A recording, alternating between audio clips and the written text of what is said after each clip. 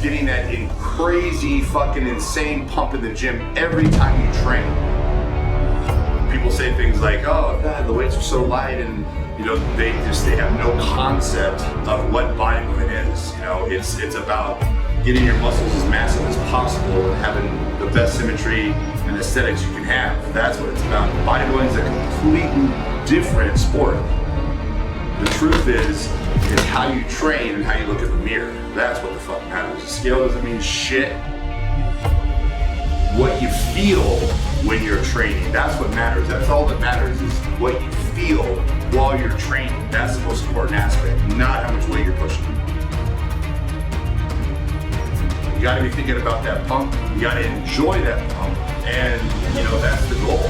So don't waste your time and don't do wasted sets.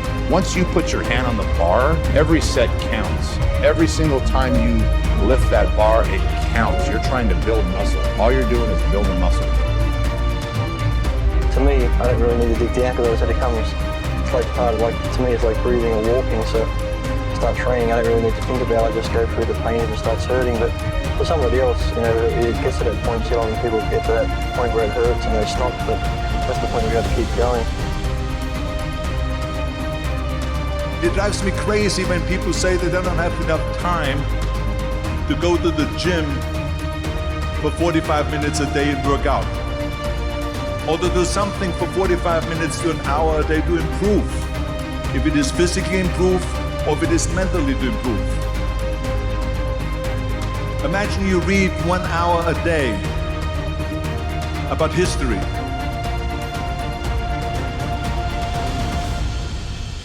How much you will learn after 365 hours in 1 year.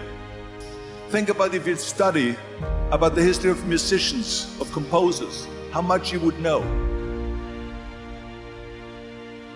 Imagine if you would work on a business, on some business that you want to develop every day for an hour. Imagine how further along you will go and get.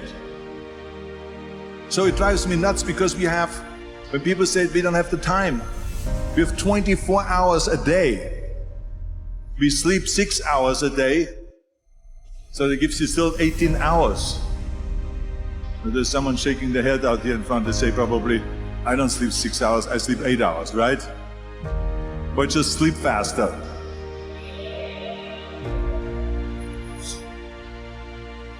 So we have 18 hours a day.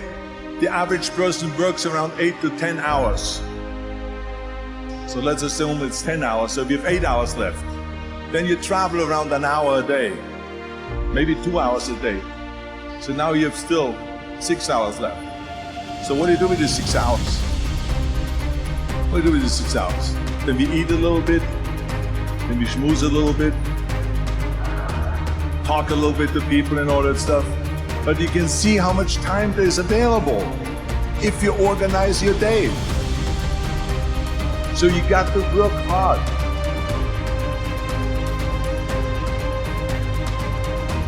I mean, let me tell you something. When I went to America, I went to college. I went and worked out 5 hours a day. And I was working on construction. Because in those days in bodybuilding, there was no money. I didn't have the money for food supplements or anything. So I had to go to work. So I worked in construction. I went to college. I worked out in the gym, and at night from 8 o'clock at night to 12 midnight, I went to acting class 4 times a week. So I did all of that. There was not one single minute that I wasted. And this is why I'm standing here today.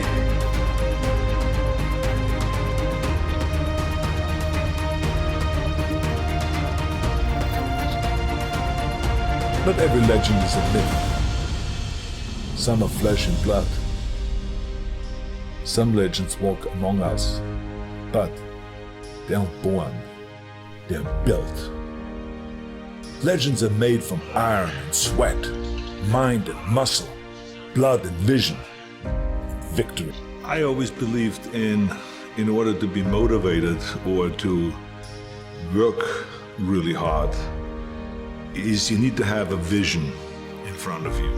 And somehow, after having seen the World Championships in weightlifting in Vienna and having seen Tommy Kauner winning the Mr. Universe contest the next day, right there in the same event in 1961, and seeing all these muscles and strength and all this, it had a profound impact on me. With the age of 15, I was now all determined that I'm gonna go into training and that I'm gonna go and take this seriously, that I want to be one of those guys. I started looking at heroes, muscular guys and heroic guys, and I picked up this magazine that had Reg Park on it, and it had basically him as Hercules on the cover. And by total coincidence, it had the whole blueprint of his life, of how he became Mr. Universe, the training routine. I mean, if I ever was lost about what to do in life, that is gone. I now have a direction. I realized then that I have a special ability that you cannot really, I think, train for. It's an ability of visualizing things very clearly, because I'm a visual learner. So I saw very clearly in front of me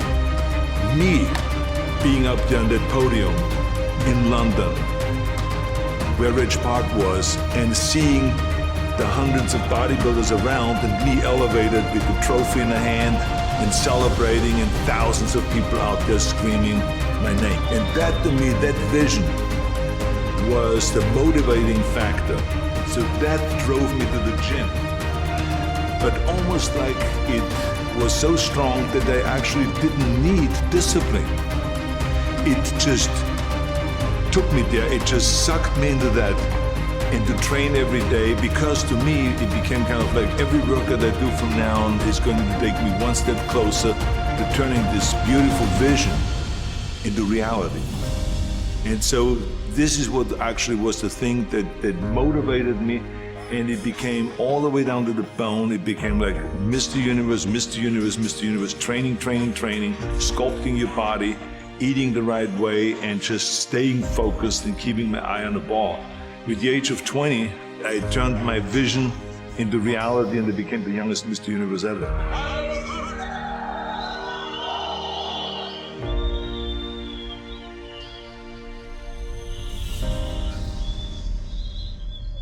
I felt that I was, without any doubt, the new hope in bodybuilding. I didn't feel that I have arrived yet of where I wanted to be. I felt like I was in the beginning of that, because being Mr. Universe is like winning the Golden Glove championships in boxing or winning the Olympics in boxing, but it is far away from being the best fighter. So I realized that very quickly, and I said to myself, I have to really earn that to get up there, and that it would take me still some time. And that there are bodybuilders in America that were extraordinary, like Sergio Oliva and Dave Draper and people like that. And there was great champions over here.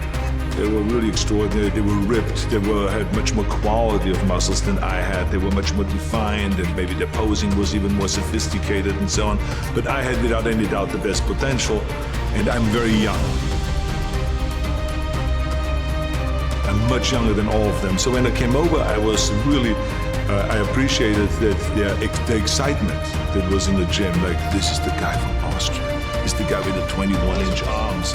This is the guy that, is already deadlifting 700 pounds. And he's the, so there was a lot of kind of good positive reaction from me coming over here.